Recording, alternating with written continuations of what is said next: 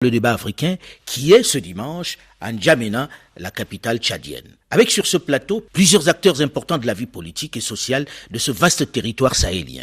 D'abord, M. Succès Masra, fondateur et président du parti Les Transformateurs, dont la candidature n'a pas été retenue aux dernières élections présidentielles en raison de son jeune âge. Il fallait en avoir 40. Il ne les avait pas encore. Bonjour Succès Masra. Bonjour. Second invité de ce plateau, le docteur Ali Abderrahmane Agar, ancien secrétaire général de la présidence, ancien recteur de l'université de N'Djamena, actuel membre du panel des éminentes personnalités du mécanisme africain d'évaluation par les pairs, la MAEP Afrique, une agence de l'Union africaine. Ali Abderrahmane Agar est aussi l'auteur d'un ouvrage sorti ce mois, ouvrage au titre assez prémonitoire, Tchad du pouvoir intégral à l'alternance politique ou au déluge. Point d'interrogation. Bonjour docteur Ali Abderrahmane Agar. Bonjour Alain. Notre troisième invité est Mahamad Nouri Bedou, fondateur et secrétaire général de la Convention tchadienne de défense des droits de l'homme. Bonjour Monsieur Ibedou. Bonjour. Quatrième invité de ce plateau, Mahamad Zenbada Abbas, le secrétaire général du MPS, le parti du défunt président Idriss Déby Itno. Mahamad Zenbada Abbas en est l'un des chefs historiques. Il est également le président du cadre national du dialogue politique. Bonjour Monsieur Zenbada Abbas. Bonjour. Merci d'être là. Alors, on sait que N'Djamena a vécu au rythme des obsèques cette semaine qui se termine. Après la surprise, est venu le moment du recueillement. Aujourd'hui, on a enterré le président Idriss Déby Itno. Et les gens se demandent pourquoi avoir choisi de ne pas respecter la Constitution, de ne pas mettre à la place le président de l'Assemblée nationale. Là, je me tourne vers M. Zenbada Abbas. La question taraude de tout le monde, c'est celle qui alimente les commentaires jusqu'à maintenant. Pourquoi n'avoir pas respecté la Constitution qui disait que ce devait être le président de l'Assemblée nationale? Merci Alain Foucault, merci, bonjour chers frères et amis. Il est vrai que le maréchal était sur le théâtre des opérations. Il a été grièvement blessé. Et pendant qu'on l'avait évacué, il a rendu l'âme. Ceux qui l'avaient transporté sur le terrain et pour l'amener ici à N'Djamena étaient des militaires. Donc c'était d'abord sa garde rapprochée. On va faire très très court parce que le temps on l'a pas beaucoup. Oui, on l'a transporté à N'Djamena. Et ceux qui ont constaté donc son décès, c'est d'abord les militaires. C'était ceux qui étaient autour de lui. Et la première personne qui a été convoquée, c'était le président de l'Assemblée. Ensuite, le président de la Cour suprême. Pour dire, monsieur le président de l'Assemblée, voilà, monsieur Idriss Déby, le président est mort, voilà sa dépouille, vous constatez? Oui, je constate. D'accord. Donc, la Constitution dit que c'est vous qui assurez le rôle pendant que le Sénat n'est pas là, c'est vous qui assurez le rôle du président du Sénat. Donc à partir de maintenant, voilà, la DGC est à votre disposition, vous avez vos garde-corps, et à partir d'ici, donc, monsieur le président de la Cour suprême, vous faites le processus pour que la transition continue. Il ne devrait pas avoir un vide à la tête de l'État. Le président de l'Assemblée a été d'abord surpris de voir que le président était mort. On va faire court, allons-y rapidement. Si vous voulez des explications, laissez-moi parler. Si vous voulez qu'on fasse court, je ne parlerai pas. Bien sûr. Voilà, il faut qu'on éclaire les gens. Alors, le président de l'Assemblée avait dit, oui, c'est vrai que je constate qu'il est mort, mais moi, je ne suis pas prêt à assumer cela. Pour deux raisons. La première raison, c'est que d'abord, je suis malade, je prends des infiltrations toutes les 3 semaines. Et la deuxième raison est qu'actuellement, je ne connais pas l'état d'esprit des militaires, je ne connais pas ce qui se passe dans le pays. Donc, il y a une guerre et je ne peux pas assumer ça comme ça, n'étant pas préparé. Voilà les raisons qu'il a évoquées, et devant donc cette situation, Jean a insisté, mais il n'a pas voulu comprendre, il a donné ses raisons. Donc devant cette situation, les officiers qui étaient là étaient obligés de dire, bon, mais s'il n'y a pas d'autre recours, nous serons obligés de faire ça, et après on demandera aux gens comment ça va se passer. C'est comme ça que le CMT a été mis en place. Alors, aujourd'hui, est-ce que vous adhérez à cette solution du CMT qui prend le pouvoir dans des circonstances où le président de l'Assemblée nationale dit non, je ne peux pas assumer ses fonctions? Non, nous n'adhérons pas et je crois que les Tchadiens n'adhèrent pas à cela. Pour au moins 2 raisons. La première, c'est que on doit respecter la Constitution. Si le président de l'Assemblée nationale n'est pas disponible, il a 4 vice-présidents, tous issus, je crois, de la même mouvance présidentielle. On doit passer au suivant. Il y a moyen de trouver dans cette vaste majorité quelqu'un qui peut assumer ses fonctions. Ça permettra au Tchad de respecter sa Constitution. C'est quand même un minimum pour un départ. Deuxième raison, c'est que ça permettra au Tchad de ne pas être au banc de l'Union africaine. L'article 23 de la Charte de l'Union africaine sur la démocratie et les élections met au banc des nations tout pays dans lequel il y a un coup d'État. C'est de ça qu'il est question. Les bonnes intentions, etc., mais c'est un coup d'État, c'est la réalité.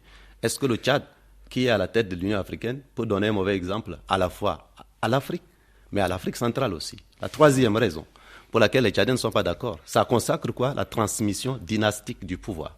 Et donc, si c'était fait dans la précipitation... Lorsqu'on vous prend l'argument qui est évoqué, c'est-à-dire celui de dire, le président de l'Assemblée nationale dit on est dans une situation militaire, donc ce n'est pas une situation habituelle, il va bien falloir que les militaires prennent leurs responsabilités. On va y croire. Et justement, donc, parlons de l'avenir.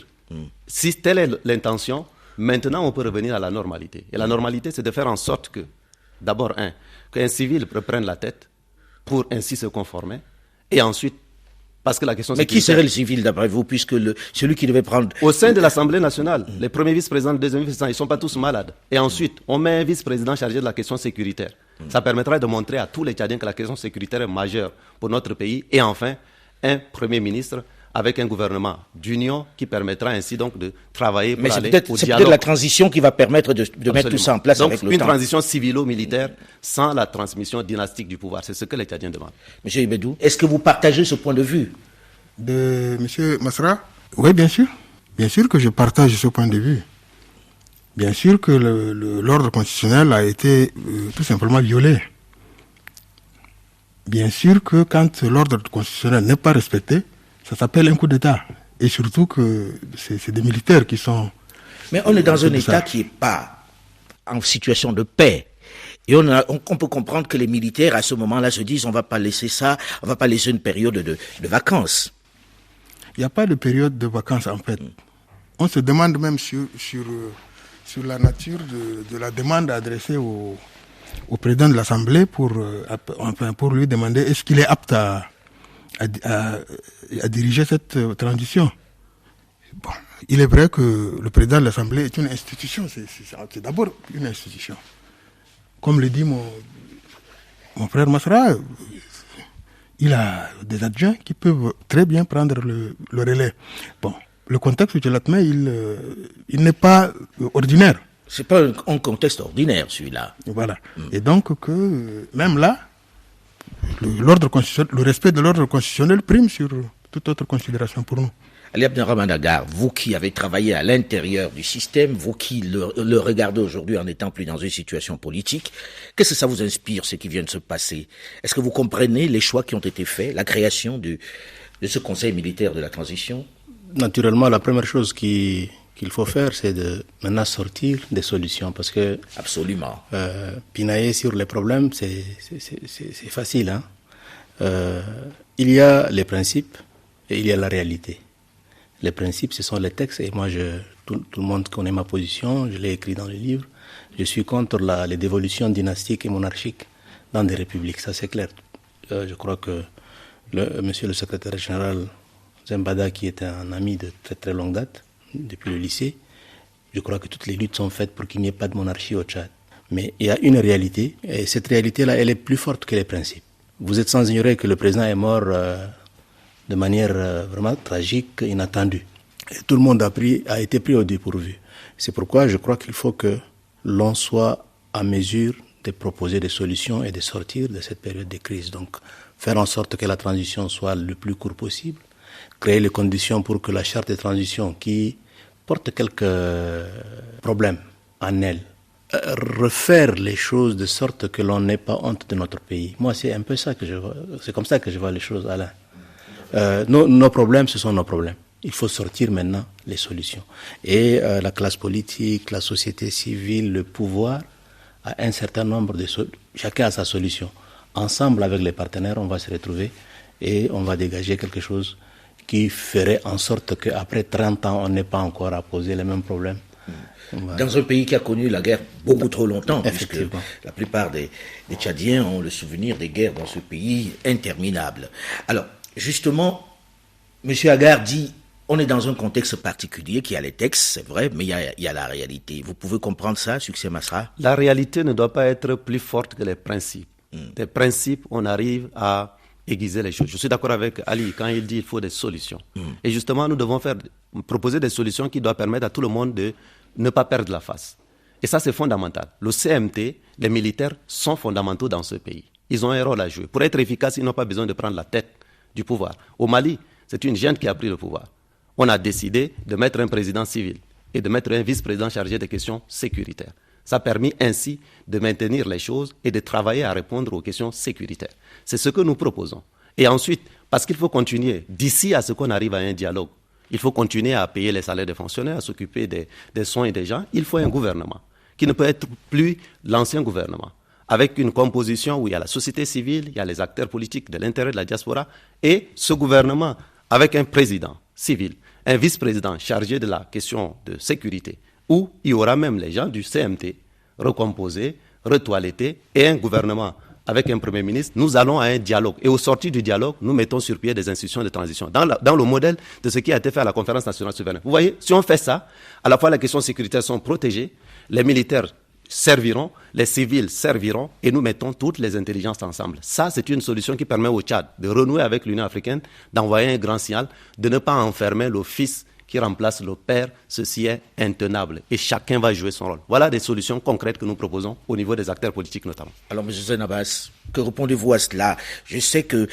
j'ai écouté pendant qu'on préparait cette émission certains dire si le CMT voulait confisquer le pouvoir, il n'aurait pas permis le fonctionnement des partis. Est-ce que aujourd'hui vous avez le sentiment que le CMT serait prêt à ouvrir ce dialogue-là avec les civils, à écouter les propositions faites? Bon, je comprends parfaitement les arguments des uns et des autres. Comme l'a dit Ali, il y a des principes et il y a la réalité. La réalité de l'exercice de pouvoir n'est pas comme ce qu'on pense. Un pays doit fonctionner, il ne devrait pas avoir un vide. Un pays, c'est une continuité. Les hommes sont mortels. C'est une contingence. Les gens sont contingents, mais le pays existe et il doit fonctionner, il doit marcher. C'est exactement comme ça qu'il faut prendre le problème. Aujourd'hui, le CMT est en place. L'Union africaine dont on parle, hier, le président en exercice de l'Union africaine était là. Le président de la commission de l'Union africaine était là. Le G5 Sahel était là. La CEAC était là. La CEMAC était là. Les pays amis étaient là. Dont le président Emmanuel Macron de France. Tous connaissent réellement ce que c'est que le pouvoir dans ce pays-là. Et le Tchad est un verrou essentiel dans la sécurité de l'ensemble de la sous-zone. Ne le regardez pas avec un œil étriqué entre nous Tchadiens, la prise du pouvoir c'est fait ceci, c'est fait cela. Non, le Tchad a dépassé ça. Le Tchad a dépassé cela. Le Tchad a aujourd'hui des fils qui défendent la cause de l'Afrique. Mais ça reste un État.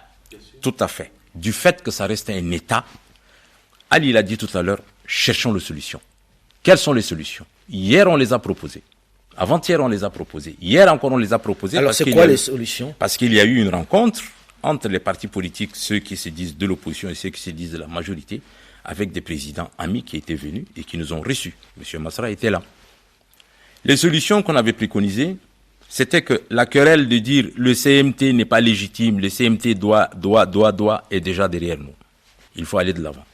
Il faut un gouvernement civil, dirigé par un Premier ministre civil, qui devrait s'occuper en premier lieu, de mettre en place une équipe pour un dialogue. Ce dialogue, le Premier ministre devrait le faire avec l'opposition et la majorité et faire un gouvernement d'union nationale. Il faut un gouvernement d'union nationale de transition où toutes les forces vives de la nation participent. Vous êtes d'accord sur le principe alors? On est d'accord sur le principe et le CMT n'a jamais dit qu'il n'est pas d'accord puisque le CMT, dans sa charte, qui a suspendu la Constitution, dissout l'Assemblée, dissout le gouvernement, a permis le fonctionnement des partis politiques. Or, dans un coup d'État normal, quand on suspend la Constitution emporte le fonctionnement des partis politiques. Mais si les partis politiques ont été reconnus comme tels pour qu'ils exercent, pour qu'ils fonctionnent, c'est parce qu'on veut laisser aux partis politiques la latitude de continuer à faire la politique dans ce pays. Mais sachons, mes chers frères, que d'abord actuellement, il faut que le Tchad existe. Le Tchad doit exister parce que le Tchad a été menacé dans sa sécurité. Le premier des Tchadiens qui a été élu au suffrage universel est tombé sur le terrain. Ça veut dire que l'heure est grave. Donc, la première action est une action d'abord du maintien de la paix et de la sécurité dans le pays. Il faut que le Tchad reste un et indivisible dans ses frontières. Oui, mais lorsqu'on vous écoute, on se pose la question de savoir si ça veut dire que dans ce pays, Si le numéro 1 n'est pas militaire, il n'y a pas de paix? Je n'ai pas dit ça. Le numéro 1 était un militaire, mais qui a passé au suffrage universel. Il y avait une armée. Les gens ont tendance à oublier la donne de l'armée. Si aujourd'hui vous voulez qu'on revienne à l'ordre constitutionnel, qu'est-ce que dit la Constitution? L'intérimaire est chargé d'organiser juste les élections. Net. Ni plus ni moins, en 90 jours. Pensez-vous qu'en 90 jours, les problèmes du Tchad vont être résolus? Les problèmes du Tchad sont beaucoup plus autre chose. Il faut qu'à partir de maintenant, que le gouvernement qui devrait être mis en place doit faire de sorte qu'il y ait une réconciliation nationale et totale avec tous les fils du Tchad. Aucun sang ne devrait se verser. Qu'on prenne le temps de faire une réconciliation nationale. Bien, il y en a qui sont nostalgiques de la conférence nationale. C'était pas la même époque, c'était pas la même situation. On va revenir dessus rapidement. Je vais réagir rapidement parce que on ne peut pas dire le CMT c'est un fait, passons dessus et allons à autre chose. Il y a eu une donne, y compris les rébellions, qui sont aux portes, qui peuvent s'asseoir et discuter aussi avec nous. Nous devons créer des conditions. Personne ne dit que la sécurité n'est pas importante. Personne ne dit qu'il faut balayer le CMT simplement. Mais dire que la sécurité est importante ne veut pas dire qu'il faut qu'un président soit issu du CMT. On peut justement mettre Donnez-nous la solution. Un vice-président. Donnez-nous la solution. Un vice-président ne peut pas agir. Un vice-président est un vice-président. Il y a un président qui devrait être au-dessus. Donnez-nous la solution, même si vous voulez aujourd'hui que ce soit... Il est en train de dire qu'il faut absolument un militaire à la tête du Je Tchad. n'ai pas dit ça. Donnez-nous la solution. Proposez une solution, même si vous voulez que les civils viennent. Donnez-nous l'article qui va vous dire qu'il faudrait que quelqu'un vienne en dehors du président de l'Assemblée. On est pragmatique. Il faut être pragmatique. Oui, pragmatisme et principe. Parce qu'on a toujours... Et si nous sommes arrivés à ça, c'est justement à cause des raisonnements qui ont voulu déifier un homme. Lorsque nous autres disions que M. Déby était un mortel, M. Zenbada et un certain nombre étaient incapables de l'entendre. Et ce qui vient de se passer nous demande donc de sortir des raisonnements qui indexent la vie d'une nation à un homme et à un nom de famille et à quelques individus. Il faut maintenant des principes plus forts que les hommes. Alors, allons à des solutions. Je me tourne vers Ali Abderrahmane Aga. Lorsque vous regardez ceci, d'un côté, ceux qui disent il faut que le pays fonctionne avec la sécurité, on ne peut pas jouer. Et ceux qui disent on comprend bien ça, mais on voudrait que le président soit un civil. On ne veut pas juste d'un premier ministre. Pour vous, quelle est la solution? Moi, je suis un témoin de l'histoire du Tchad depuis une trentaine d'années. Et je sais que l'exercice du pouvoir et les principes, quelquefois, se mettent en conflit. Mais on peut prendre les principes pour habiller la réalité. Et c'est pourquoi moi, je demanderais avec beaucoup d'humilité les hommes politiques d'avoir un peu pitié du Tchad lorsque vous regardez un peu nos problèmes. Et la population, d'ailleurs, elle s'en fout de ce que nous sommes en train de raconter ici. Ce qui l'intéresse, c'est un peu de sécurité, un peu de paix, un peu de concorde, un peu de nourriture, un peu d'entente. Un peu d'entente. On va en parler parce que le temps tourne malheureusement vite. Je vais vous donner la parole juste après une nouvelle édition du journal sur Radio France Internationale dans la seconde partie du débat africain, puisque on est totalement orienté solution. On se retrouve juste après le journal. À très vite.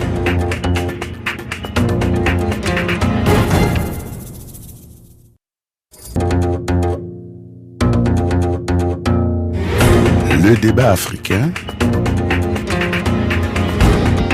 Alain Foucault. L'enterrement hier du président Idriss Déby Itno dans son village met fin à un règne de 31 ans et ouvre une ère d'incertitude pour le Tchad. Après lui, le chaos, c'est la question que se pose une partie importante de la presse internationale, tant l'homme apparaissait invincible et seul. Alors quel Tchad après Idriss Déby Itno? Son fils, le général Mahamat Idriss Déby, saura-t-il préserver la paix? S'achemine-t-on vers une succession dynastique? Est-ce l'opportunité pour une opposition jusque-là muselée, intimidée, malmenée, avec des acteurs et régulièrement interpellés, de rentrer dans le jeu politique? Bonjour et bienvenue dans le débat africain qui est ce dimanche à N'Djamena, la capitale tchadienne. Encore en deuil. Avec sur ce plateau plusieurs invités. D'abord Succès Masra, fondateur et président du parti Les Transformateurs, dont la candidature n'a pas été retenue aux dernières élections présidentielles, en raison de son jeune âge. Notre second invité est le docteur Ali Abderrahmane Agar, ancien secrétaire général de la présidence de la République, ancien recteur de l'université de N'Djamena. Il est actuellement membre du panel des éminentes personnalités du mécanisme africain d'évaluation par les pairs, la MAEP Afrique. Notre troisième invité est Mahamad Nour Ibedou, fondateur et secrétaire général de la Convention tchadienne de défense des droits de l'homme, le CTDH. Quatrième invité de ce plateau, Mahamad Zenbada Abbas, le secrétaire général du MPS, le parti du défunt président Idriss Déby Itno. Il est également le président du cadre national du dialogue politique. Voilà pour nos invités. Alors nous avons terminé la première partie de ce magazine avec la parole à Ali Abderrahmane Aga qui a écouté et qui propose une solution puisqu'on est orienté solution. Franchement Alain, la solution, moi je suis dans l'idéalisme comme toujours, moi je suis un enseignant.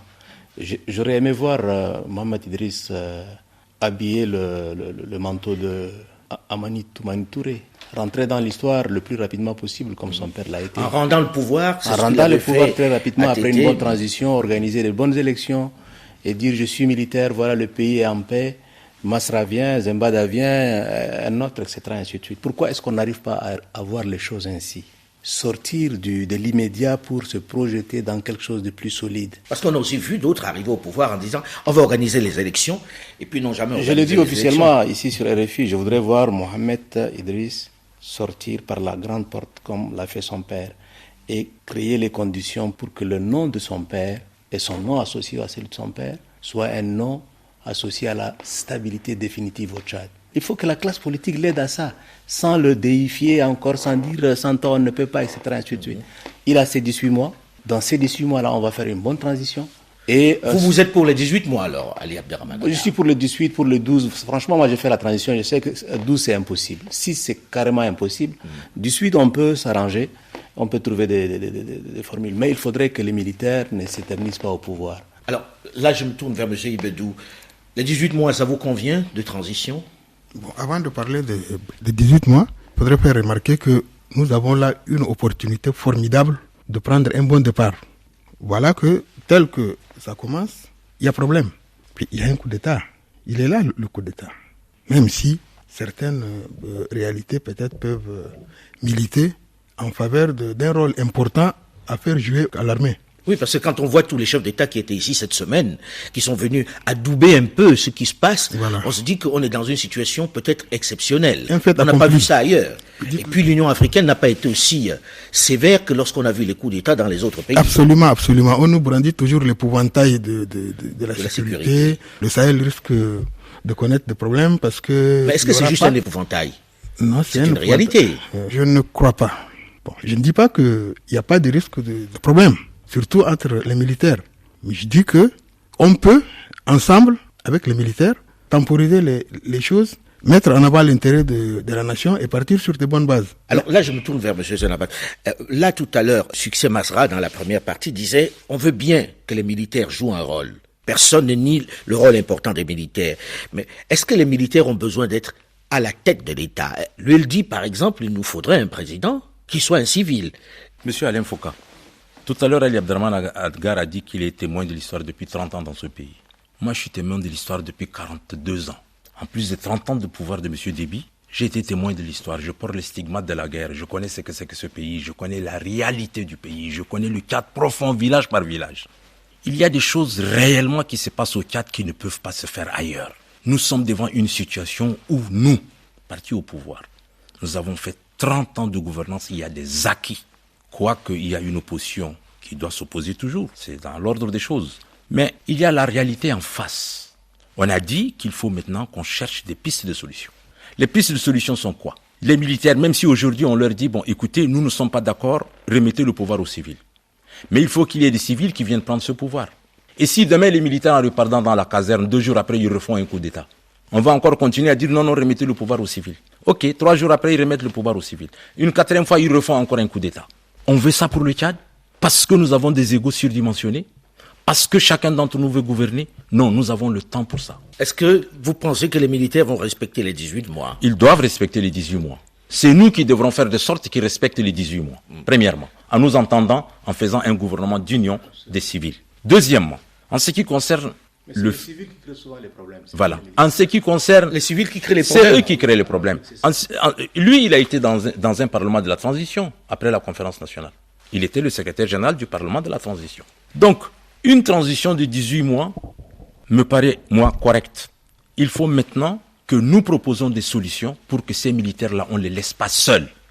C'est en tergiversant, c'est en continuant à parler des principes que nous allons les laisser s'éterniser, au lieu qu'on leur donne le temps de faire rapidement ce que nous voulons. Donc leur donner les 18 mois, pendant ce temps, on organise. Exact. Succès Masra. Vous savez, il y a une question fondamentale. Pourquoi nous en sommes arrivés à ça? On a vendu le Tchad comme un pays en paix. Monsieur Ali Abdelrahman Agar ne va pas me contredire. Regardez le livre qu'il a écrit. C'est un épouvantail de paix. Un président qui va mourir au front, 2 jours avant qu'il ne meure, il y en a qui disaient que circuler, il n'y a rien à voir, il n'y a même pas de rebelles au port de N'Djamena. La réalité, c'est que Déby a été tué au front. Mais donc, non, vous êtes dans un débat stérile. Ce n'est pas un débat stérile. Je suis très très sérieux. Et les mêmes, vous suivez le raisonnement? Il disait aux gens, vous savez, vous les jeunes, vous ne pouvez rien. Vous entendez maintenant parler de Mamad Déby, qui est plus jeune que nous autres. Il ne vous parlera jamais de ça. Ce 2 poids 2 mesures, cette sorte un peu de bulle, le entre-soi, qui ne regarde justement pas la réalité et la demande forte de la population. C'est ça qui nous a, il faut aller dans le C'est ça qui nous a conduit là. Et vous savez, nous autres, nous sommes orientés, pas opposition, proposition de solutions. Toujours. Comme des médecins, on fait un diagnostic, on propose des solutions. Vous m'avez entendu ici dire que la question militaire n'est pas importante au Tchad? Non. C'est important pour les Tchadiens, c'est important pour le Sahel, c'est important pour l'Afrique. Mais on n'a pas besoin d'avoir un fils du défunt à la tête du pays pour rendre la question militaire importante. C'est eux qui ont le pouvoir réel de la force, de la violence légitime. En étant même vice-président, en ayant la question de la DGCE, nous allons y parvenir. Mais avant d'arrêter les organes de transition, il faut un dialogue. Ça ne sert à rien de dire 18 mois, pourquoi pas 12 mois, pourquoi pas 20 mois. Et on met 18 mois renouvelables, pourquoi? Pour faire quoi? Allons à la conférence nationale souveraine. Personne n'était élu en 93, mais on savait qui devait être dans la salle pour que ça soit inclusif. Et au sortir de cela, nous amenons tout le monde, les rebelles, les gens de la diaspora, les Tchadiens d'ici, l'opposition, la société civile, ensemble, nous allons célébrer l'intelligence pour sortir quelque chose qui sera le résultat des solutions inclusives. Si nous voulons imposer un fait qui est contesté, qui n'est même pas en phase avec l'Union africaine. Il a parlé de la présence du président de l'Union africaine. Qu'est-ce qu'il a dit? En exercice, il faut que l'ordre constitutionnel soit respecté. Et ce que nous sommes en train de dire, ce n'est pas un retour en arrière, ce n'est pas balayer le CMT. C'est dire, jouez votre rôle, mais jouez votre rôle en étant en numéro 2. Concrètement là, puisqu'on est orienté solution, Succès Masra, en 2 mots, pour vous, ça se matérialise par une conférence nationale souveraine où on ferait rentrer également la rébellion qui est aux portes de ce pays. Absolument. D'ici 3 mois, on peut organiser cela. Et d'ici à ce qu'on arrive aux 3 mois, on remet le pouvoir à celui qui aura la légitimité constitutionnelle, un vice-président, un premier ministre qui est chargé d'organiser ce dialogue. Et au sortir de là, tous les Tchadiens réunis vont définir la suite, y compris avec une certaine continuité, des choses importantes comme la question sécuritaire. Ça va permettre une vraie bouffée d'oxygène. Voilà la solution. Moi, je crois que c'est ça qui est bien dans le débat, c'est que l'on peut, en s'écoutant, déboucher sur de bonnes solutions. Et autant vous que mon vieux frère Mohamed Zembada, vous faites de la politique. Vous êtes des professionnels de la politique. Il ne fait pas la politique, il n'a pas de parti politique encore. Il fait de la politique, Mohamed. Oui, il fait de la politique sur les réseaux sociaux. Je crois que je suis témoin de beaucoup de choses. Sur les réseaux sociaux, aujourd'hui, c'est une forme de langage. Il faut accepter que Masra... Ça, c'est une digression. Allez-y. Voilà, c'est une digression. Ils sont en train d'aller à des solutions en s'écoutant.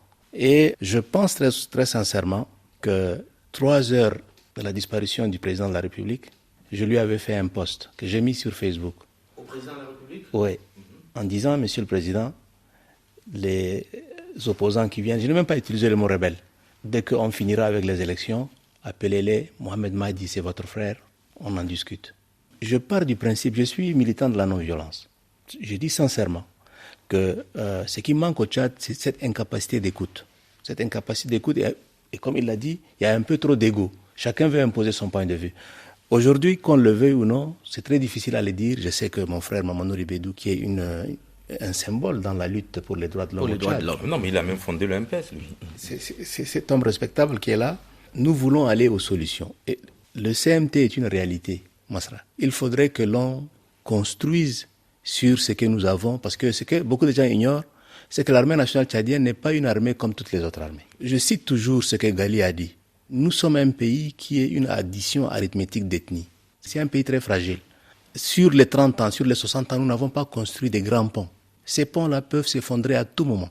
Et le petit pont qu'il y a aujourd'hui, les civils qui font de la politique, les hommes qui portent un certain espoir, les anciens, etc., on doit ensemble se retrouver pour s'écouter.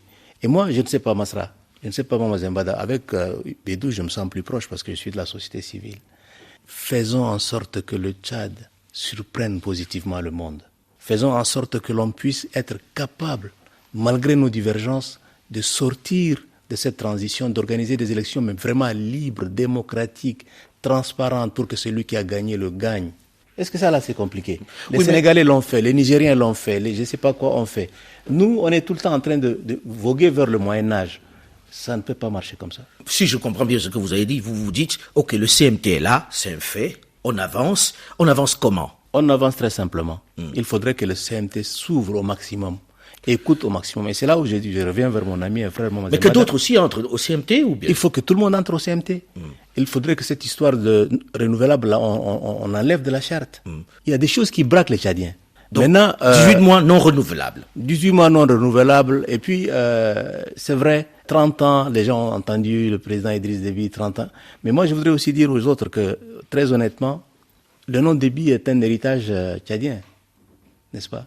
La situation dans laquelle était l'armée au moment où le président était mort, il faut être dans ça pour comprendre. Peut-être que Kabadi a manqué un peu de courage. Le président de l'Assemblée a dû manquer un peu de courage. Pour quelqu'un qui a été pendant 30 ans avec le chef de l'État, devant cette situation, il devait prendre ses responsabilités et pas invoquer des maladies, etc.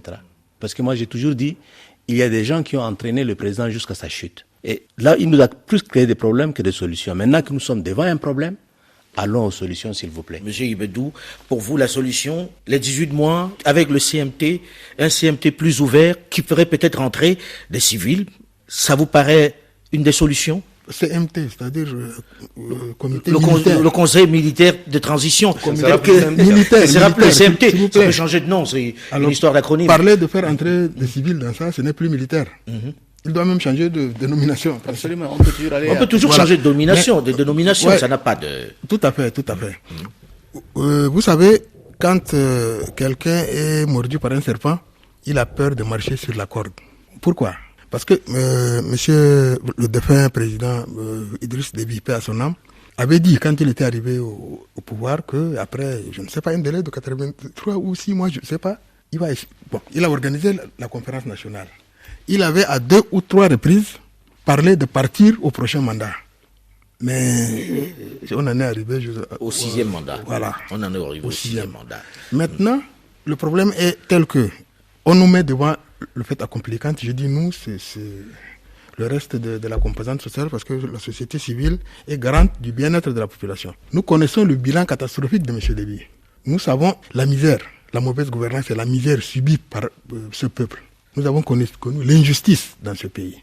Et donc, nous n'entendons pas perpétrer... Mais qu'est-ce qui vous fait penser que ça va être la suite? Absolument. Ça commence déjà. Essayez de lire un peu. Vous avez lu la charte? Mais il a plus de pouvoir que M. Déby. Il a plus de pouvoir qu'un roi. C'est vrai. Et là, s'il vous plaît, nous craignons le scénario suivant. Parce que vous savez que nous connaissons tellement ce pays-là. Nous connaissons tellement les scénarios mis en place par le système de M. Déby, paix à son âme, que nous pouvons en deviner par avance le mode opératoire. On va nous dire que c'est 18 mois renouvelable. On va contester, on va s'arrêter à 18 mois. Mais entre-temps, M. Mohamed Kaka va, avec l'aide du MPS, se faire... Il faut préciser que M. Mohamed Kaka, c'est M. Mohamed Déby. Mohamed Kaka était son voilà, avec l'aide du MPS, il sera intronisé président du MPS. Il va, comme la transition, le principe est qu'elle doit être menée par un civil. Il va quitter, c'est aussi simple que ça, son uniforme militaire. Va quitter l'uniforme militaire. Il va se faire introniser président du MPS. Vous savez qu'en ce moment, tout le système de M. Déby est en place. Rien n'a bougé d'un iota, rien. Mais qu'est-ce qu'il faut faire là alors? Donc, nous craignons que par le biais de ce mécanisme-là, M. Kaka va arriver jusqu'à... Va être candidat dans 18 mois. Candidat dans 18 mois, et il va perpétrer le même règne avec le même système qui est là, avec cette mauvaise gouvernance, avec déjà cette propension à la dictature là. Regardez comment... Mais est-ce qu'on peut aussi vous accuser de faire là du délit de patronyme? Non. Parce qu'il s'appelle Déby et d'un coup, il ne peut pas participer, il ne peut pas concourir. Je voudrais préciser que M. Kaka, en tout cas M. Mohamed Déby, comme les autres, ont le droit, si demain il se met en disponibilité, de vouloir candidater à une élection. C'est d'ailleurs même par absence d'égoïsme qu'on lui propose même. Il est jeune, il est plus jeune que moi. Je ne veux pas qu'on l'enferme au nom d'un patronyme, mais il doit se présenter devant la nation. Pas comme un cheval qui aura couru 2 heures et puis on dit aux autres à vos barres, partez, rattrapez-le. Non.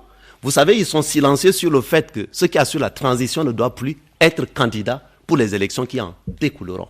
Ils ont mis le renouvelable dedans. Tout ça, ça préfigure des choses que nous avons déjà expérimentées et vues. Donc, pour lui-même, pour son avenir, s'il m'écoute, il est de son intérêt de ne pas se mettre en premier plan aujourd'hui. Si demain, il a des ambitions pour la suite, on ne doit pas l'exclure pour cela. Moi, je suis le premier à plaider pour l'inclusion de tout le monde.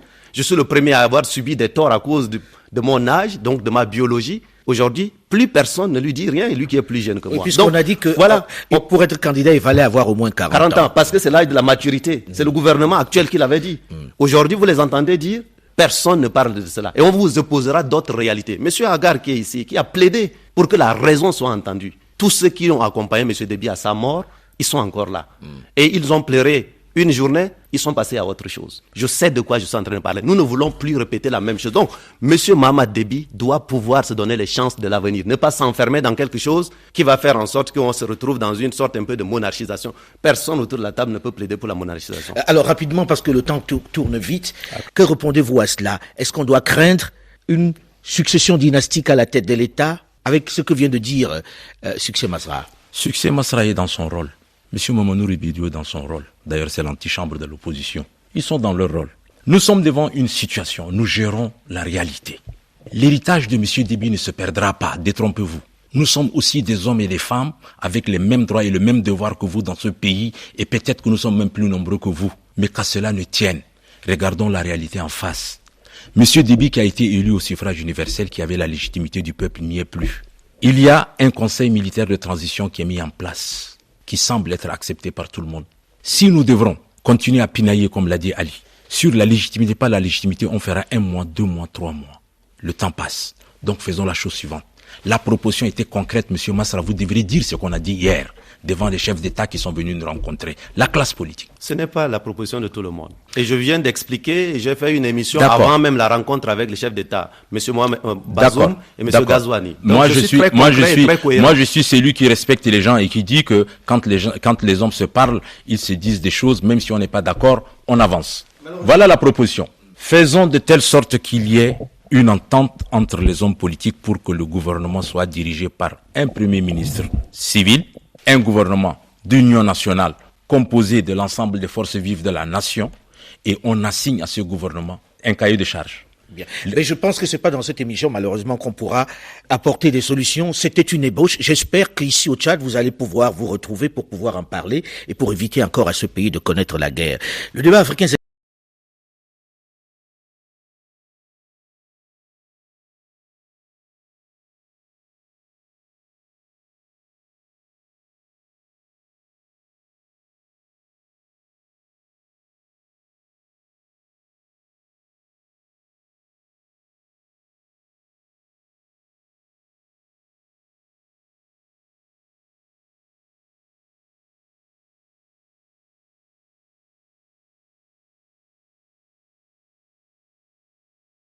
Subscribe now and press the bell icon. Never miss an update.